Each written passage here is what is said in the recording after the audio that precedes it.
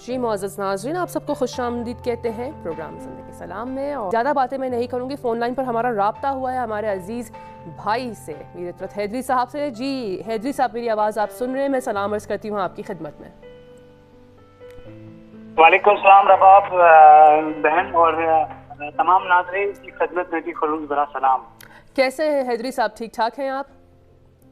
हाँ बिल्कुल, शुक्र अल्हम्दुलिल्लाह खैरियत से हैं और उम्मीद करते हैं कि आप भी खैरियत से होंगे। अल्हम्दुलिल्लाह मैं बिल्कुल ठीक हूँ। एक तो मुझे आपकी आवाज़ की एनर्जी बहुत पसंद है हैदरी साहब, यकीन मानिए जब भी आपसे गुफ्तगू होती है आपकी आवाज़ में एक ख़ास एनर्जी मौजूद है, एक मुस्बत, जो सच में मैं उसे यहाँ फील कर सकती हूँ। बहुत बहुत शुक्रिया, ये आपकी ज़रा नवाजिश है। आप अपने भाई से बहुत ज़्यादा मोहब्बत करते हैं और इसी वजह से आप हमेशा मुझे याद करते हैं। बिल्कुल हैदरी साहब, मैंने बहुत कोशिश की गुज़श्ता चंद हफ्तों में मैं आपसे रब्ता कर सकूं फ़ोन के ज़रिए प्रोग्राम में लाइव, ताकि आपसे हम गुफ्तगू कर सकें। अफसोस के साथ रब्ता मुमकिन ना हो पाया हमारा, लेकिन आज अल्लाह का शुक्र आपसे रब्ता हुआ है। तो जनाब बताइए कि कहाँ तक पहुँचे, क्या क्या तस्वीर जो आपने शेयर की थी वो ज़बरदस्त थी। दाद देती हूँ मैं आपकी और हैट्स ऑफ टू यू। बहुत शुक्रिया। हाँ बिल्कुल, जैसे कि आपने कहा कि आपसे रब्ता करने की कोशिश की है, लेकिन आपको मालूम ही है कि कश्मीर में जो सर्दियों के मौसम में जो नेटवर्किंग के बारे में भी हम बात करेंगे, बहुत कम मिलता है यहाँ पे, क्योंकि जब बर्फ गिरती है तो तारे वगैरह जो होती है वो बहुत सारी जगहों पे टूट जाती है, तो इस वजह से राबिता मुनक़ता हो जाता है। तो अब क्योंकि जो बिल्कुल शुक्रिया आपका कि आप इस तरह से जो है अप्रिशिएट करते हैं, और बस चलता है। और इंशाल्लाह अगले प्रोग्राम के लिए जो है तैयारियां हो रही हैं और इंशाल्लाह वो रमज़ानुल मुबारक के बाद ही शुरू होगा। चलिए ज़बरदस्त। हैदरी साहब ये बताइए कि आपने जो तस्वीर शेयर की थी चल्ला कलान में, आपने जो है प्लान बनाया था कि आप जो है वो साइकिलिंग करते हुए आगे बढ़ेंगे, उस हवाले से हमारी गुफ्तगू नहीं हुई, चूँकि मुझे याद है उसके बाद जब आपने तस्वीर भेजी तो रब्ता आपसे मुमकिन नहीं हो पाया हमारा। बताइए कैसा रहा आपका ट्रिप, टारगेट मुकम्मल हुआ, सख्तियाँ मुश्किलात क्या जो है उनका सामना करना पड़ा या नहीं, स्मूथली आप आगे बढ़े? नहीं बिल्कुल, आपको क्योंकि अगर आप चिले कलान के बारे में बात करेंगे तो कश्मीर के चिले कलान में जो काफी ज्यादा मुश्किलात होती है, अगर हम घर से बाहर निकले तो वहां पे भी मुश्किलात होती है।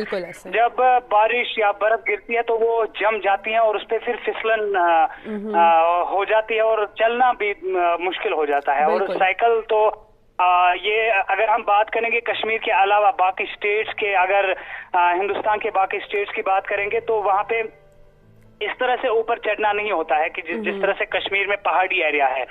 यहाँ पे साइकिल चलाना बहुत ज्यादा मुश्किल होता है, क्योंकि यहाँ पे अगर आप सोनमर्ग जाएंगे, गुलमर्ग जाएंगे, चाहे किसी भी मकाम की सैर करने के लिए आप साइकिल को घर से निकालेंगे तो आपको बहुत सारी जगहों पे ऊपर चढ़ना पड़ेगा। तो मेरी जो ये ट्रिप थी गुलमर्ग तक, ये ग्राउंड लेवल से 8694 फीट जो है ऊपर थी। तो और चिले कलान का मौसम था बहुत सारी जगहों पे, और मुझे टाइम भी बहुत लगा इसमें वहां जाने में, क्योंकि बर्फबारी का मौसम था। आपने तस्वीर में मुशाहिदा किया होगा कि बर्फ बहुत ज्यादा थी और गुलमर्ग में 4 फुट तक बर्फ जो है जमा थी।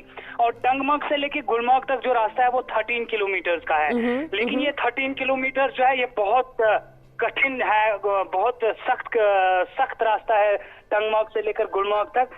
और इस रास्ते पे अगर साइकिल चलाएं तो गर्मियों में भी बहुत सारी मुश्किलात होती है, लेकिन सर्दियों में जैसे कि आपको मालूम है, आपने देखा भी होगा, न्यूज़ में आया है कि ये पूरे इंडिया में आज तक किसी ने नहीं किया था जो चिले कलान के मौसम में इस तरह का सफर करे। माशाल्लाह। कितने दिन का ट्रिप रहा और ये कि कितने दिन में सफर तय किया आपने? सफर तो एक ही दिन का था, सफर मैंने एक ही दिन में मुकम्मल किया, लेकिन बहुत पूरा दिन आप ये कहिए कि पूरा दिन मुझे इस सफर को लगा। क्योंकि देखिए, जब मैं इससे पहले जो मैंने ट्रिप करी थी करगिल तक, तो उसमें मुझे इतना टाइम नहीं लगा था, लेकिन वो 400 किलोमीटर का जो है 404 किलोमीटर का वो मसाफत जो है मैंने तय करी थी, श्रीनगर टू लेकर करगिल तक और फिर वापसी का। और अगर यहाँ देखेंगे श्रीनगर टू गुलमर्ग, फिर वापसी का गुलमर्ग टू श्रीनगर, ये सिर्फ 100 किलोमीटर की मसाफत थी। लेकिन यहाँ से जब गुलमर्ग जाना होता है तो बहुत टाइम लगता है, फिर जब वहां से वापस आने के लिए आपको अगर श्रीनगर तक हम बात करेंगे सिर्फ आपको 1.5 या 2 घंटे लग सकते हैं, क्योंकि पूरा आपको फिर श्रीनगर तक तो उतरना ही उतरना है। आपको सिर्फ ब्रेक कंट्रोल में रखनी है, बाकी आप आराम से श्रीनगर पहुंच जाएंगे। लेकिन चढ़ना मुश्किल होता है, ये बहुत बड़ी बात है।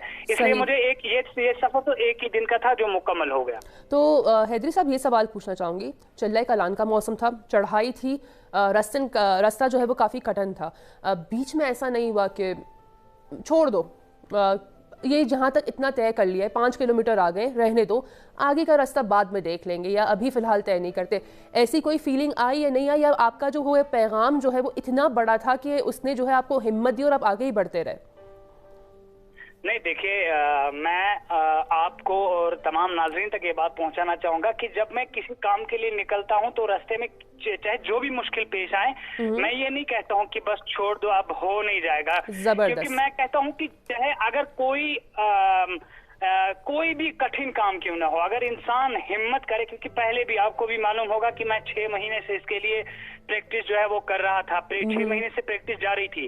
अब मेरा प्रोग्राम है रमजान मुबारक के बाद मुझे जाना है, एक ट्रिप है मेरी, उसके लिए भी अभी से प्रैक्टिस जारी है। अपने आप को अभी से मोटिवेट कर रहा हूँ मैं उस ट्रिप के लिए, क्योंकि मैं जो भी कुछ कर रहा हूँ, देखिए आपको मालूम है कि कश्मीर में मंशियात की लत के बारे में नौजवानों में बेदारी का काम मैं कर रहा हूँ, और मैंने एक अलग रास्ता चुना है, और ये डिफिकल्ट नहीं है, मतलब इस तरह का रास्ता किसी ने नहीं चुना है। हर कोई, आप देखे कश्मीर में रैलीज निकलती हैं पुलिस की तरफ से, स्कूली बच्चों की तरफ से, उनके हाथ में प्ले कार्ड्स होते हैं और उन पे लाखों रुपए भी खर्च होता है, लेकिन आप यकीन मानिए कि जिस दिन वो रैली निकलती है उसी दिन उस रैली का इख्तिताम भी होता है, उसके बाद वो कभी बात भी नहीं करते हैं, बस मीडिया में भी उसी दिन आता है कि फलानी जगह से स्कूली बच्चों ने रैली निकाली, मंशियात की लत, लानत की लत के बारे में बेदारी की मुहिम जो चलाई उन्होंने, उसी दिन न्यूज में आता है, फिर उसके बाद फुल स्टॉप लग जाता है उस पे।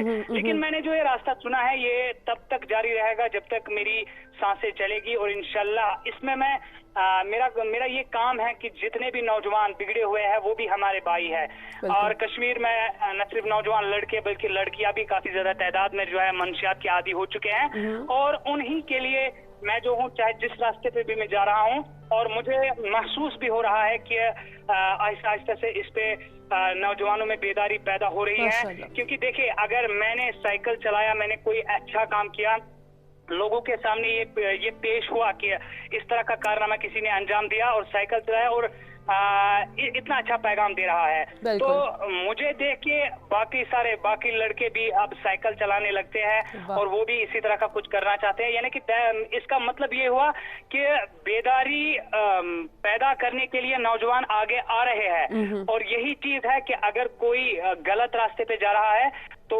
इंशाल्लाह मेरी उम्मीद है और मुझे यकीन भी है कि वो सही रास्ते पे आ जाएगा इंशाल्लाह। मीर इफ़्फ़त हैदरी साहब, सच में आप एक इंस्पिरेशन है नौजवानों के लिए, यानी ये बात मैं तहे दिल से कह रही हूँ, एक मोटिवेशन जो है आप अपने इस काम से आगे बढ़ा रहे हैं, लोगों में इस चीज़ को बेदारी पैदा कर रहे हैं, दाद देती हूँ आपके इस काम की, यानी सच में काबिल तारीफ़ हैं आप।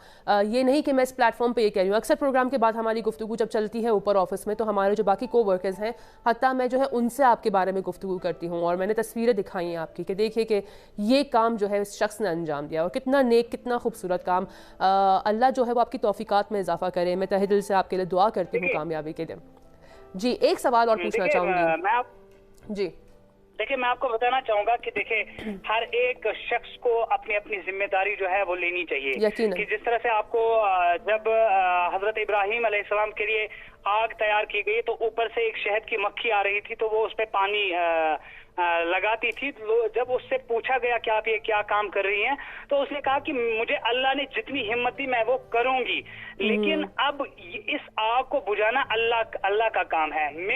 मुझसे पूछेगा अल्लाह कि आपके सामने ये काम हो रहा था तो आपने इसके लिए वो कोशिश क्यों नहीं की जितनी मैंने आपको हिम्मत दी। बिल्कुल। और कुरान शरीफ में भी अल्लाह ताला फरमाते हैं कि आप सही रास्ते पे चलिए, मुश्किल चाहे जितनी भी आ जाए। देखिए हमारे इमाम मासूमीन अलैहिस्सलाम, अगर हम उनकी जिंदगी पे नजर डालें तो उन पे भी कितनी सारी मुश्किलात आई। हुजूर सल्लल्लाहु अलैहि वसल्लम उनके रास्ते पे कांटे बिछाए जाते थे, लेकिन आखिर पर वो अपने ही रास्ते पे चलते थे, लेकिन आखिर पर जिस तरह से वो एक बुजुर्ग खातून, उन्होंने भी फिर दीन इस्लाम को कबूल किया। क्यों? क्योंकि जब रसूल अकरम सल्लल्लाहु अलैहि वसल्लम सही रास्ता उनको दिखाते थे। यही काम है कि देखिए मुझे कुछ लगभग अगर आप कहेंगे 99% लोग जो है उनकी सोच बिल्कुल अच्छी है मेरी इस जो ये कोशिश है उसको लेके।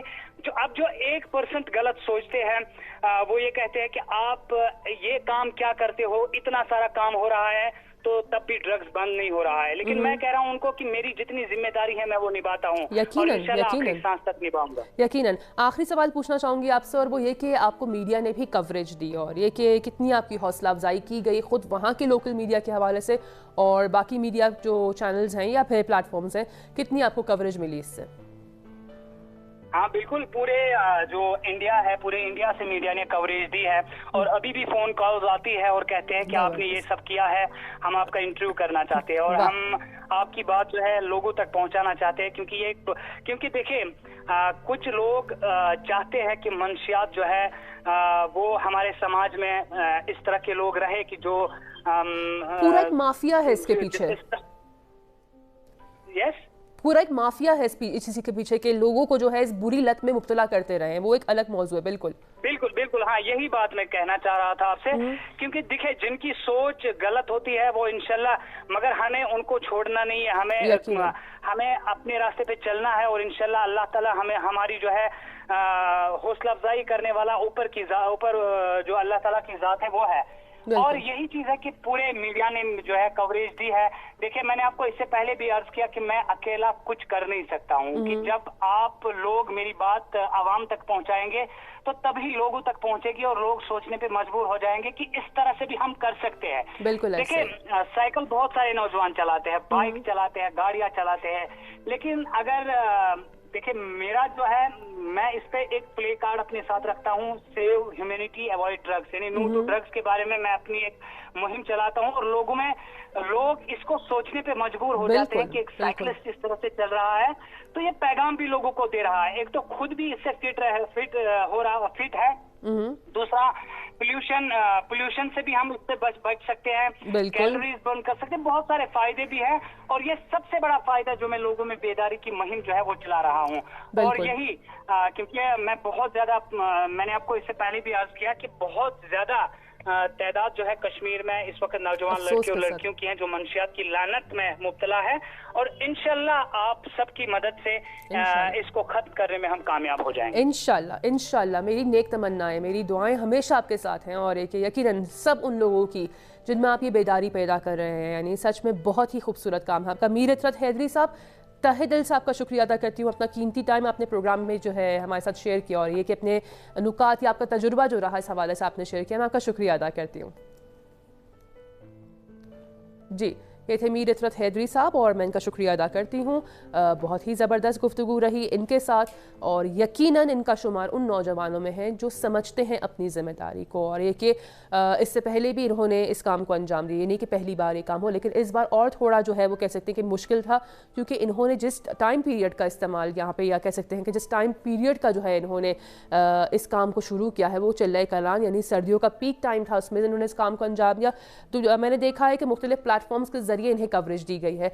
खुद हमारे प्रोग्राम ज़िंदगी सलाम में भी जो है आज हमारी गुफ्तगू हुई, अलबत्ता तस्वीर इनकी दिखा चुके थे हम पहले, और हमने इस मौजू की तरफ इशारा किया था। एक अच्छी चीज़ की तरफ जो इशारा किया हैदरी साहब ने, उसमें ये बात थी कि साइकिल चलाकर आप ये पैगाम दे रहे हैं, एक तो आप सेव ह्यूमैनिटी और अवॉइड ड्रग्स का पैगाम दे रहे हैं, एक तो आप जो है वो फिटनेस का पैगाम दे रहे हैं, आप पोल्यूशन से एक पाक और एक साफ़ सुथरी जगह का जो है वो पैगाम दे रहे हैं। बहुत सारे फ़ायदे हैं। Keep it up Mir Itrat Haidari sahab, hats of to you, और ये कि आपका शुक्रिया अदा करते हैं कि आप जो है इस खूबसूरत अंदाज में इस पैगाम को फैलाने की कोशिश कर रहे हैं। चलते हैं प्रोग्राम का एक और हिस्सा देखते हैं, इसके बाद लौटेंगे आपकी खिदमत में।